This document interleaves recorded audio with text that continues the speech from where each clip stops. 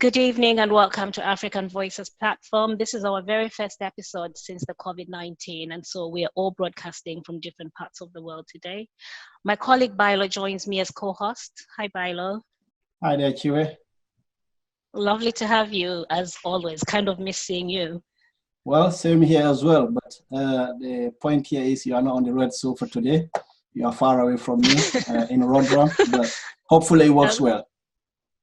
Hopefully it works well. So today our show is actually dedicated to the COVID-19, and we're looking at responses within the African diaspora and Africans at home. We've got a guest who lives in Maine and runs a hospitality business in the hotel sector, and we've also got somebody from Zambia who actually runs a business there in the hospitality industry. I'll be introducing them to you in a moment. Dole, how are you? Hi, Tchiyiwe. How are you? Well, I'm good, thanks. Welcome to African Voices platform. Thank you very much. It's an honor. And Yammie, thanks a lot for joining us as well from Zambia. Thank you very much, Tandy. It's a pleasure. Lovely, brilliant. Right, so we're actually looking at responses to the COVID-19 because the hospitality industry has really been impacted quite negatively across the world.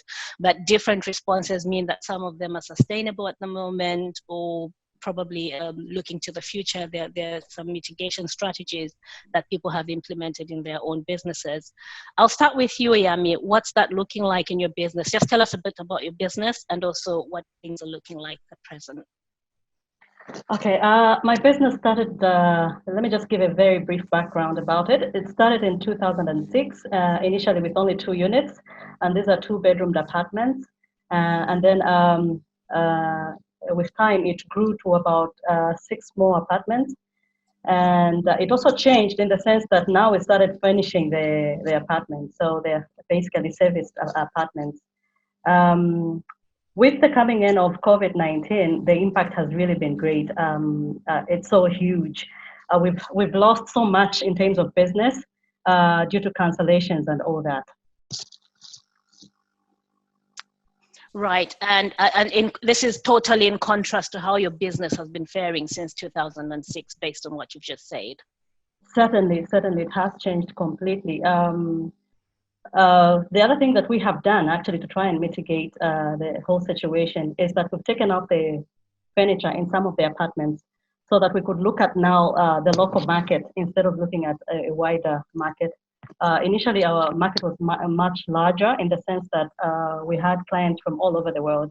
But this time around, it's so scary to even want to host anyone from outside the country. As you may be aware that Zambia currently only has about 39 cases of COVID-19. And with that, I think there's been 3 people that have been discharged. They are actually not positive anymore, and 1 death. So by and large, you might want to say that the impact of the pandemic hasn't been that bad in Zambia yet. But then still, we don't have clients coming in from outside the country. And even if they had to come, obviously, as a host, it's very difficult to even want to host anyone because it's quite dangerous.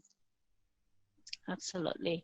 Thanks a lot, Yammie. Dole, what's your situation? Because you've had experience of you're from South Africa, Cape Town, and then you're in Maine, you're running this plush business in the hotel sector. What's your situation been like since COVID-19?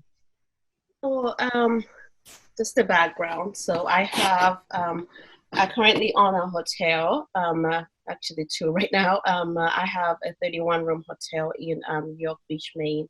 The hotel is actually located in New England, southern Maine or New England. So most of the income or revenue is generated from tourism. So the tourism industry has been impacted greatly. We are seeing a lot of cases, mostly New York and some other parts of New England. Maine has cases, but not as big as New York and other parts. So what that is doing is because most of the businesses are going to look at our demographic and where most of the business comes from, mostly it's local. And by local, I mean, New England travelers, they drive over here. We do get some international businesses, maybe at least 2% of that, 11% from Canada, because we're not very far from there. So we have seen a decline, rather not even a decline, but we're not even allowed to have customers, have guests, because that has been restricted. So travel has been restricted in the area, and people are not able to fly or leave their houses. The situation, I think, is probably different from Zambia. One, because Zambia doesn't have a lot of cases, but then also America they have approached this aggressively. Like we are working with the government. The government actually is working with Small Business Administration, because they figure that if they can help them small businesses, that will help drive the economy when the whole situation is contained. So we are seeing an impact.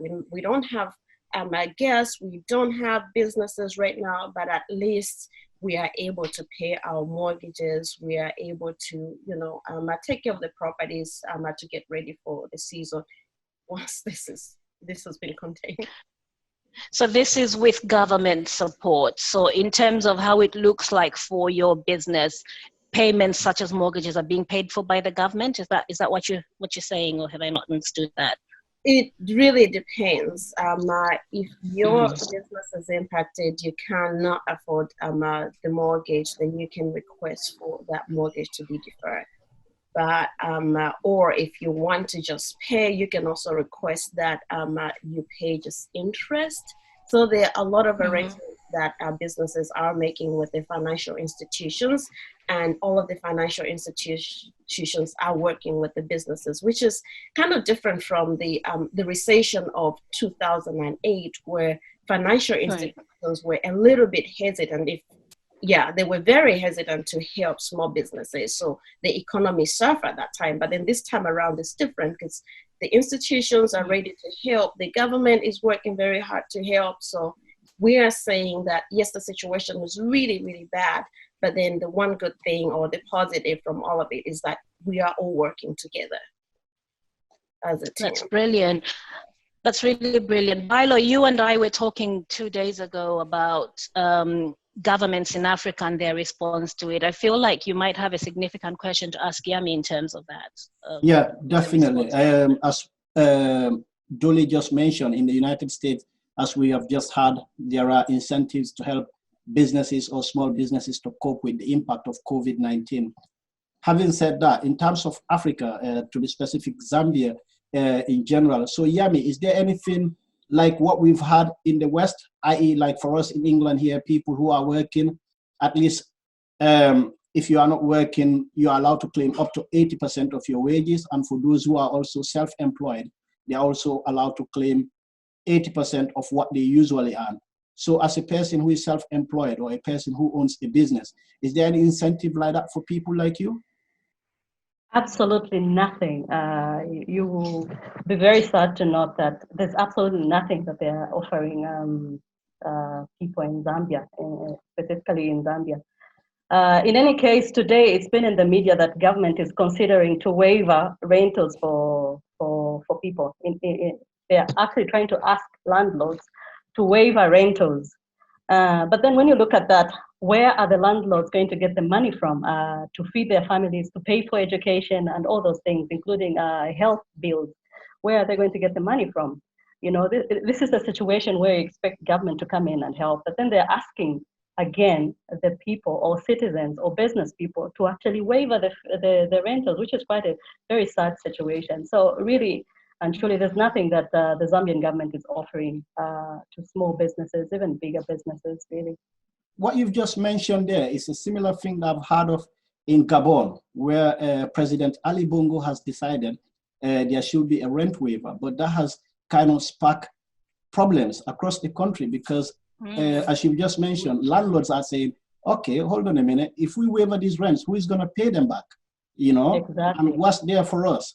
So that's like a situation where African leaders are suggesting do this, or the citizens should do an incentive, but not any government support in terms of money or any other kind of incentives, but they are just telling citizens to do what they want them to do. Unfortunately so. And you know, a lot of people have come up to say that the government should come up with ways of how they're going to come in, because there's no way they can just be asking citizens to help and all that. What about the taxes that we've been paying? You know, where is that money going to? Can't they use that same tax, for example, to mitigate the situation? So anyway, it's something that is under discussion.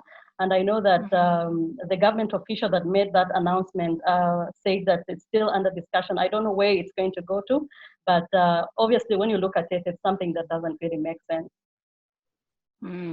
So looking at the main situation where Dole has her business, the hotel industry is very seasonal because that's very much a tourist hotspot. So currently anyway, you would not have had any customers anyway, Dole, is that right?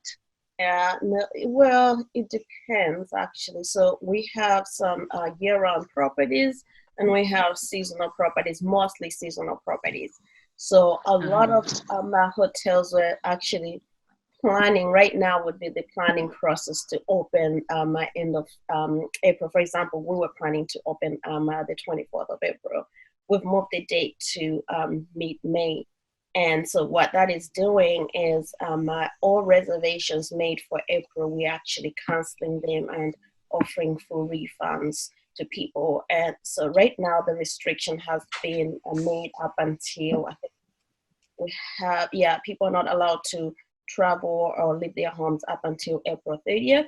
We're waiting to see if the government will extend that to May. And if they do end up extending that to May, then we'll have to cancel all reservations made in May with the full refunds and then just, keep going along like that. So we are trying to, we keep, following the guidelines from the CDC and, the government to see what restrictions are being put in place. And unfortunately, we have no choice but to just, refund and take care of our customers too, because this is not their fault. So we just have to work, and I think working together is very important in this situation we found.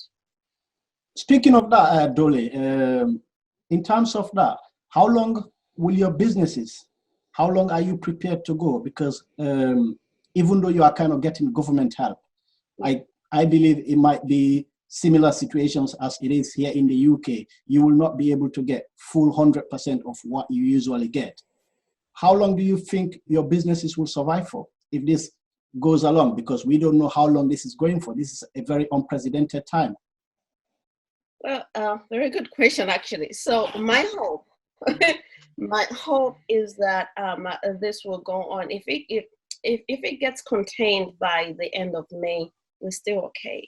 And I'm speaking for my business because we get most of the business in starting end of June. The peaks are July and August and September.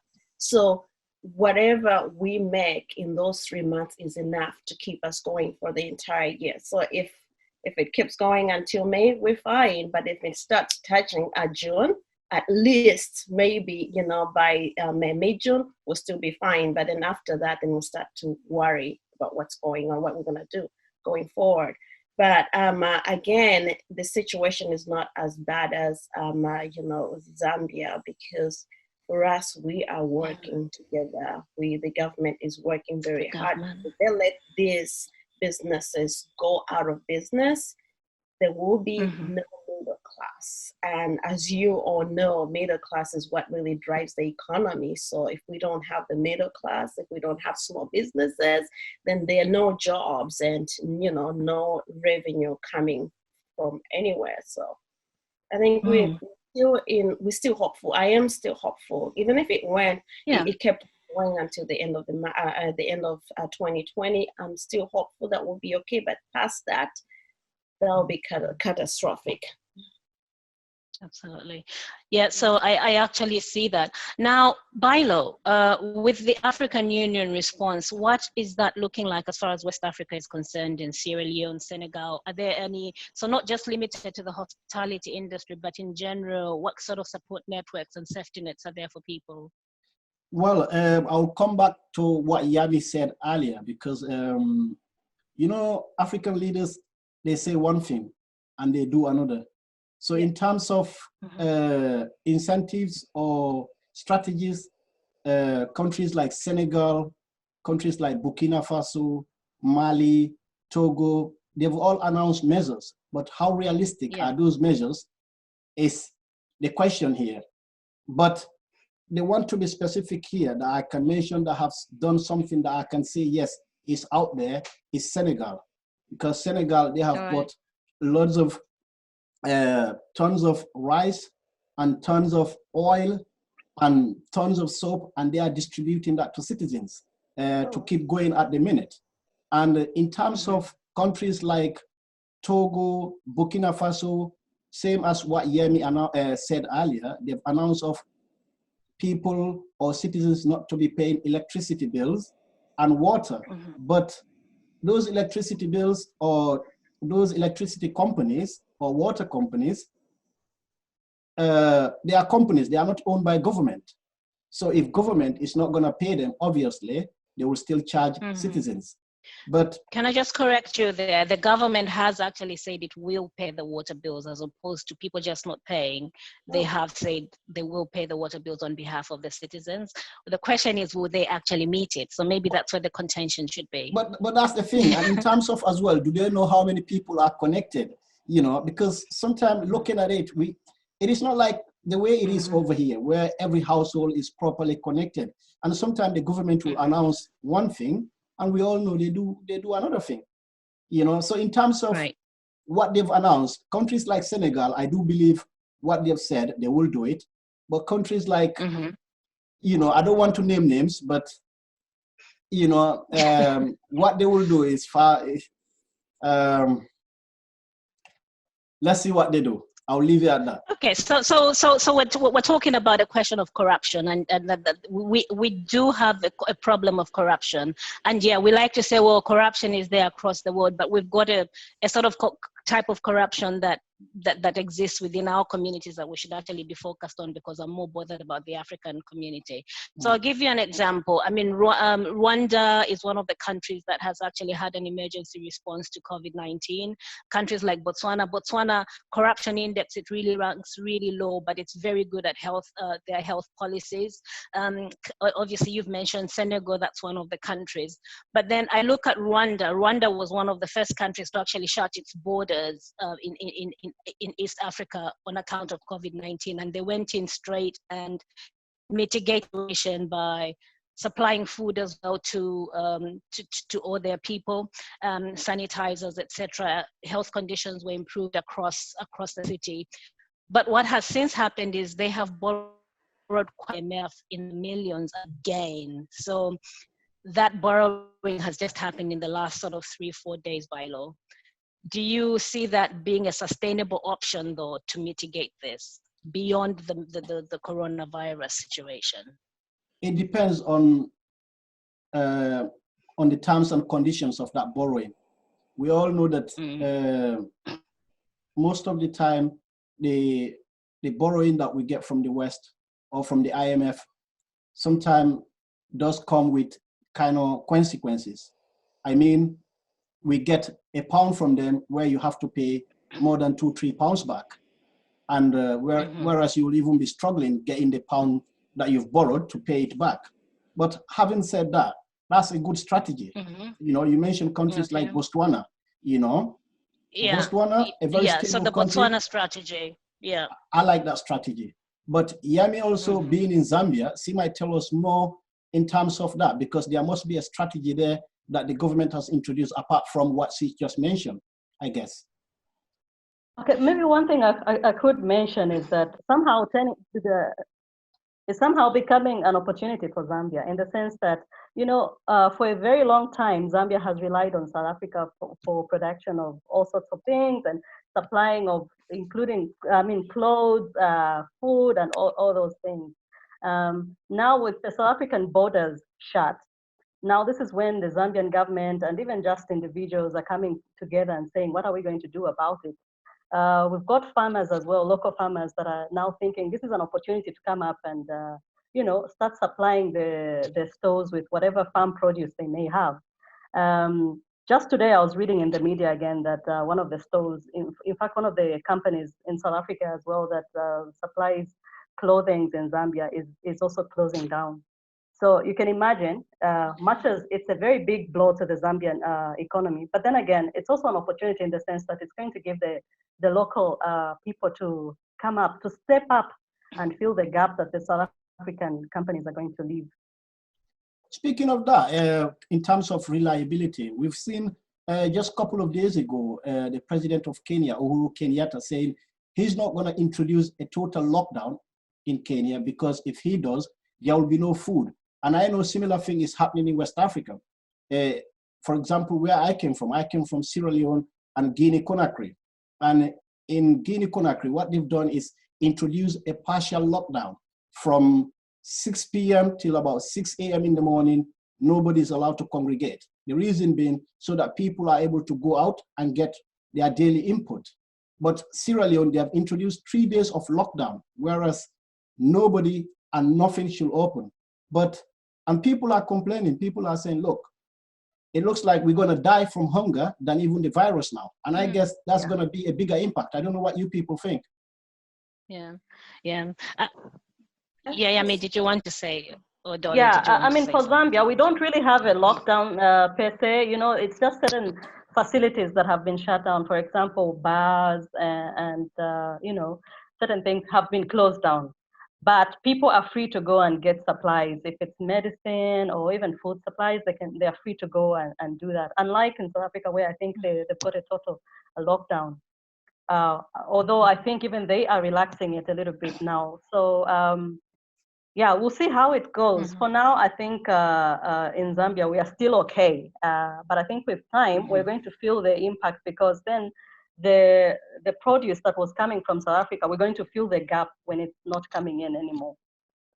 Yeah, I was also just going to highlight how in sub-Saharan Africa, so I'm talking about 39 countries that are reporting in the sense of that sort of sub-Saharan African region, the number of cases is starting to stall, you know? So I think maybe the sort of lockdowns we're experiencing in the West might not necessarily be the model that would apply to sub-Saharan African context. And yes, it would go beyond the socioeconomic parameters because that would, in some cases, when you're looking at a shutdown, you would probably be shutting down a country entirely because we have so much of an informal sector within Africa. Would you say that, Dole, from your perspective? Honestly, I don't know much about, you know, yeah, I can't comment on this. I was just working on the basis that you've been home recently, and I think the kind of market system and high density areas, it's the kind of measures that we are taking, such as proper complete shutdown and working from home, they probably wouldn't apply, don't you think? They wouldn't apply. And remember China, when China had the situation, the way they contained it, they implemented a total lockdown. But then what they were doing also was, you know, delivering food, you know, making sure that people had, you know, supplies, they had food, medicine, and all of that, right? These measures cannot be applied in, you know, in Africa, most of the African countries, because there's no infrastructure, no resources for them to do that. So unfortunately, the way it's going to be handled in Africa will be completely different from the way it will be handled this side. Here we are allowed to, you know, practice social distancing, and then only going out when it's really, really necessary, going to the stores. And even when we go there, it's like you have to wait your turn. They'll let a few people into the store and then come out, and then right at the, you know, out in front of at the entrance, they have like, you know, sanitizers, you know, you're given masks and things like that. So it's completely different from the way it will be handled in some countries. Yeah. Oh, lovely to see your lovely son on joining us. That's brilliant. So actually, I was going to say there's a very similar system when it comes to shopping in Zambia as well, isn't there, Yammie? You can't just go in large numbers. It's minimized, and it's also, you've got delegated 1 meter apart kind of measures that you've got? That's correct. All the stores now, even in the banks, really, they are just allowing maybe 2 people to be attended to. at a time. And when it comes to stores, they've got about a meter or so in between people. So Yammie, measures are being taken. But I'm not very sure in terms of testing, you know, like you were saying that the numbers have stalled. We are happy that they've stalled, but I'm not very sure whether it's because we don't have enough testing kits and also the facilities that we use, or it's because really we have managed to contain the situation. Yammie, I don't know what's the weather like right now in Zambia, but in West Africa right now it is like the time for tourism, you know, where the weather is really, really hot and that kind of thing. In terms of Zambia, I'll just ask you a similar question that I asked Dole earlier. If this takes a longer than we expected, or that we are expecting, how long do you think you will go for your business to survive? For my business, like I said, there's been a shift in the sense that now I've taken out some of the furniture, and so I'm not relying entirely on the clients from outside the country. I'm actually looking at long-term rentals, so to say, from people from Zambia, not necessarily from outside the country. But if it had to be that way, where I have to rely entirely on people from outside, I don't think it would last for another 3 months or so. Right now, I must mention that I've got some clients, like long-term clients that I've had for the last 1 year or so from Malawi and France. These people are still around, I think, for another 6 or 8 months or so. So at the moment, in terms of income, I think these clients are actually meeting the needs that I might have for my business. In terms of the modeling here, we have spoken of the modeling, but most of the modeling that we've spoke of is more of what has been done in the West. So what would be your suggestion here in terms of African perspective? What should we introduce, or what should Africa introduce to fight this virus? Well, apart from what everybody's doing, well, I think it's just mainly that to make sure that we don't spread the virus.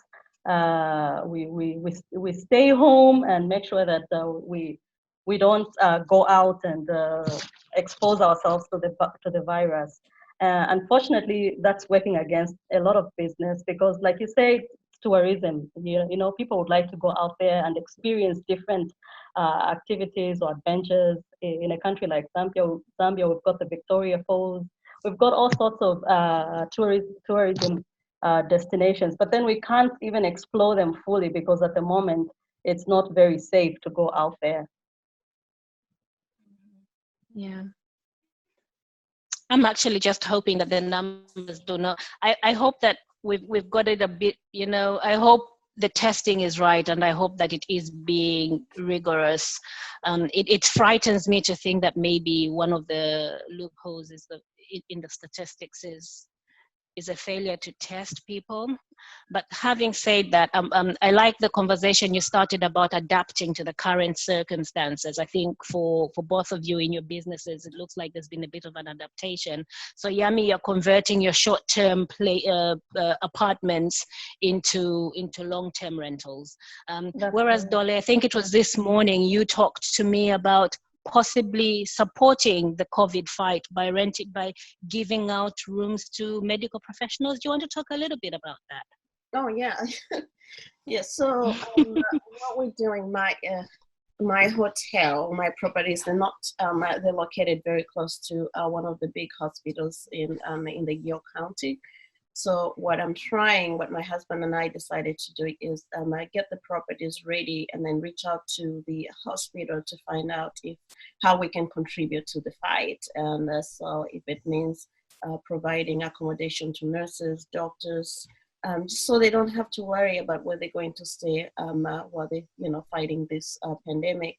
I think that will be something that, this weekend, that will be our 1% at least. Contribution to the whole fight, because again, we're in this together, and it's so we have to try and find ways and see how we can, fight it. Yeah. That's highly commendable. That's really commendable. That's one thing we're seeing a lot of around here.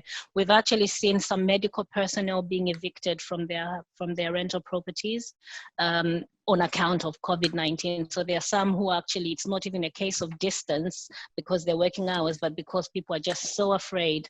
You've seen that in the press bylaw, right? Of people being evicted from their houses here in the UK? Unfortunately, I have, and I've heard of few cases as well, which is a shame at a time where people are meant to be working together, or people are meant to be helping one another, you know, but that's just the minority, because one thing I've seen, I've interviewed so many people across Sheffield where we are here, you know, there has been so many people wanting to help. There has been thousands of volunteers coming forward, wanting to help and doing all sorts of things just to make sure people are okay to help. But in terms of what you've said as well, unfortunately, we've had one or two cases where that has happened, you know, but the other thing I was looking at... But they don't represent the majority. They don't represent the majority. They don't. I think everybody is sort of really coming together at the moment and doing what they can. It's been beautiful to watch that. But yeah, go ahead, Jalloh. You wanted to say something. Yeah, I just wanted to ask Yammie as well, in terms of, for instance, in West Africa right now, food prices are going up at a time when food prices are meant to be going down. We've seen, like in Guinea-Conakry, there has been strikes every now and then, and most recently was for the price of fuel, where citizens were saying, look, the price of fuel is gone down across the world, so we want you to put down your price of fuel as well. But the government only reduced about, for you people to understand, about a penny, you know, 1p in the UK, which is equivalent to nothing, because the price of fuel was about 9,000 franc Guinea. But what they've done, all they did was to reduce just 1,000 franc Guinea, which is now the price at 8,000 franc Guinea. When it's, according to people, it is meant to be right now at 5,000 or even 4,000, you know, and that has kind of put food prices up. And in terms of transportation as well, they've put in new measures saying there should only be 2 people at the back of a taxi, 1 person in front, you know, and taxi drivers are complaining about that. I was just wondering if similar things are happening in Southern Africa as well. Yes, very similar, but the only thing is that for us, the fuel prices haven't gone down, not even by a penny. So we are still buying at the old price, regardless of what the market price is like for fuel. So are you telling me Guinea is better then? Oh, yes. By a penny or a cent. Yeah, it's better than nothing, really. For us, it's just been like that. It hasn't been reduced in any way. The food prices are also going up because the cost of production is also going up. I'll tell you, I do a very small business on the side, raising broilers. And so I have to buy feed for broilers. And the price keeps going up. Like every time I go and buy for the next level, it's up by so much, you know. And this is where it tells you how much am I going to sell the broilers at the end of the day, the chicken. So this tells you how much we've been relying on the West or China, for instance, because, you know, Africa is not producing anything for ourselves. And now that everything is grounded across the world, so we are kind of, we've got few cases of COVID-19, but we are kind of suffering more than everyone else in terms of food prices or what we need at home, essentials. Certainly, I think in terms of the economy, we'll really be hit badly. This is just the beginning. And perhaps maybe with that, the problem with that is that the hit is not just short term, because it means that with the kind of economies that we've got, with so much debt already in the bag, it means that this is going to be generational. Just this COVID-19 situation means that we're going to have debt carrying over through our children, our children's children for quite a long time. And that is a big problem in terms of economics. I'm going to try and wrap up now. So I just wanted to get a few more comments from Yammie and Dole in terms of the hospitality industry, COVID-19, and also just generally COVID-19 and the impact. And maybe the positive side as well, because we do need to talk a bit about that. So if you go first, Dole. positive side, at least we get to spend time with our kids. Something we don't really do a lot because we're so busy running around trying to, put food on the table. But this whole experience, I think, has humbled a lot of people. And one thing about the experience is that it's affecting everyone. It doesn't matter your color, race, age. It doesn't. So this is a situation that has really humbled everyone. And I'm enjoying time with my kids right now. I'll think about tomorrow later. And as far as also the economy is going down and getting into debt, another good thing about this, it may be bad, good, but then another good thing about this is that it's not just one economy, it's not just one country, it's not affecting just one country, it's the entire world. So if we go in debt, all of us will be in debt.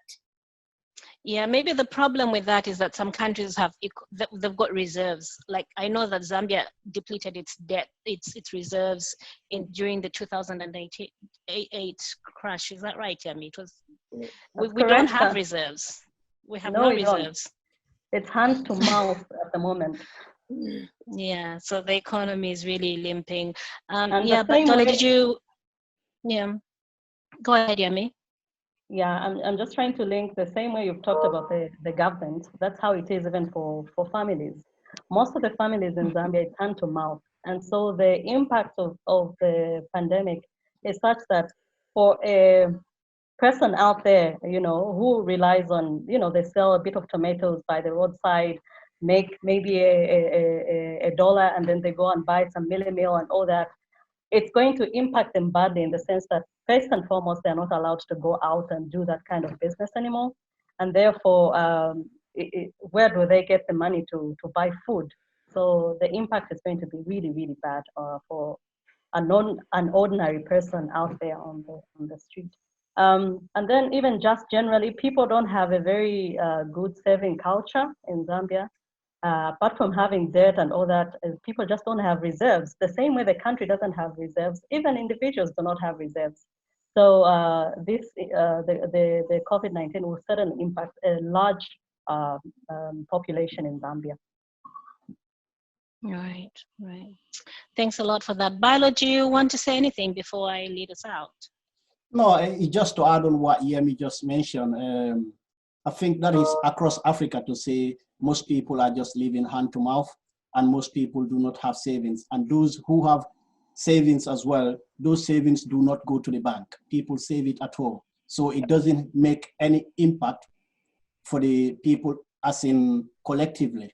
It does just make a difference for one or two people. So even government officials, I don't know for Southern Africa, but most of the time, even in West Africa, to be specific, most government officials don't even rely on the bank as well. Some do. I'm not saying nobody does put money into the bank, but most people keep their savings at home.